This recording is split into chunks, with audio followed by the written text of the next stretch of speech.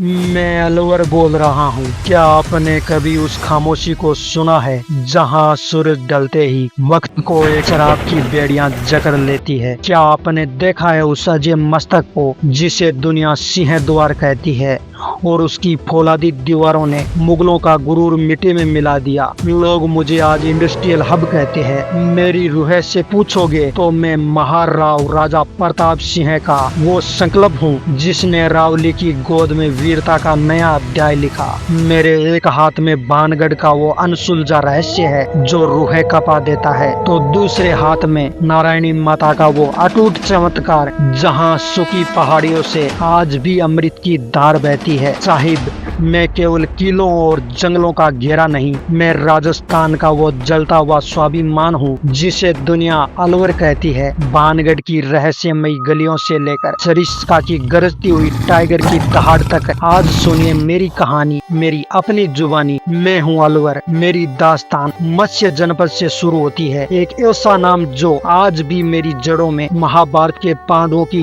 याद बनकर दौड़ता है। मेरी आधुनिक नींव साल 1775 में राव राजा प्रताप सिंह जी ने रखी, जिससे आगे चलकर मेरे राजाओं ने एक अभेद रियासत और गौरवशाली शहर का रूप दिया। मैंने वो दौर देखा जब दिल्ली की सल्तनत मेरे सामने कमजोर पड़ गई, पर मैंने अपनी आजादी का सौदा कभी नहीं होने दिया। मेरी विरासत केवल महलों की चमक से नहीं बल्कि अरावली की चोटियों पर बने उन किलों की मजबूती और मेवाती वीरों के बलिदान से बनी है। मेरी गहराई में उतरोगे तो पाओगे कि मैं सिर्फ पत्थरों का शहर नहीं, रहस्य और चमत्कारों का साक्षात भूमि हूँ। मेरी गोद में बसा बाणगढ़, जिसे दुनिया एशिया की सबसे डरावनी जगह कहती है। इतिहास गवाह है कि एक तांत्रिक के श्राप ने उस हंसते खेलते शहर को रातों रात उजाड़ दिया। आज भी लोग सूर्यास्त के बाद मेरी उन गलियों में जाने से कांपते हैं। वो खंडहर आज भी चीख चीख कर कह रहे हैं कि कुछ राज ऐसे होते हैं जिन्हें कभी नहीं छेड़ना चाहिए। ये वो सस्पेंस है जो दुनिया भर के पर्यटकों को मेरी ओर खींच लाता है। मुझे मेरी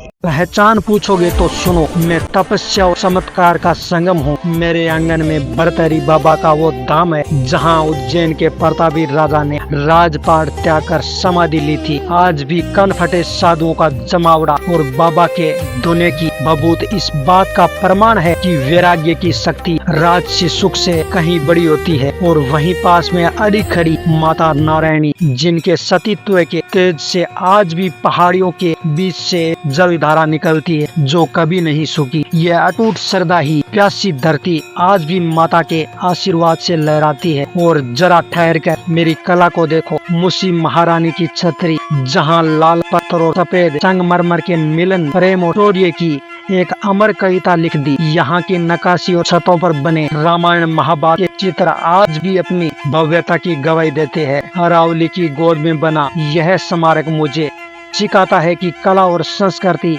एक शहर की असली पहचान होती है। कुदरत का असली रूप देखना है तो मेरे सरिस्का के घने जंगलों में आए, जहां बाघों की दहाड़ आज भी जंगल का कानून तय करती है। ये दुनिया का वो अनूठा हिस्सा है जहां बाघों को फिर से बसाकर एक नया इतिहास रचा। जब सरिस्का की वादियों में मोर नाचते हैं और बाघ अपनी सल्तनत में घूमते हैं, तब पूरी दुनिया को समझ आता है कि प्रकृति और इंसान का असली संतुलन क्या होता है। यहीं के बीच छिपा पांडुपोल का वो मंदिर, जहां भीम की गदा से निकली जलधार आज भी भक्तों के कष्ट हर लेती है। लेकिन मैं केवल अतीत में नहीं जीता, मैं आज राजस्थान की वो औद्योगिक मसाल हूँ जिसकी रोशनी से देश की अर्थव्यवस्था रोशन हो रही है।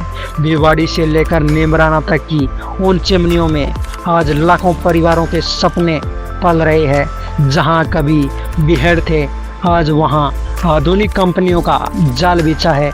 मैं राजस्थान का वो जापानी और कोरियाई हब हूँ जो सपनों को हकीकत में बदलने का हुनर रखता है। जरा मेरी ऊंचाइयों को देखो। अरावली की चोटी की शान से खड़ा बाला किला, जिसे कोई दुश्मन कभी फतेह नहीं कर सका।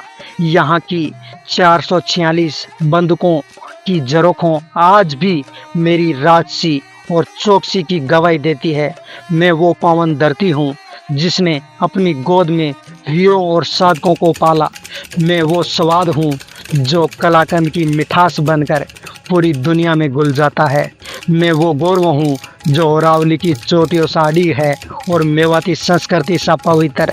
मैं राजा प्रताप सिंह का वो अटल विश्वास हूँ। मैं भानगढ़ की वो खौफनाक परछाई हूँ और मैं राजस्थान का वो सिंहद्वार हूँ जो आज पूरी दुनिया के आंखों में आंखें डालकर खड़ा है। मैं अलवर हूँ और मेरा सफर कल भी जारी था और आज भी जारी है। जय अलवर, जय राजपूताना, जय राजस्थान।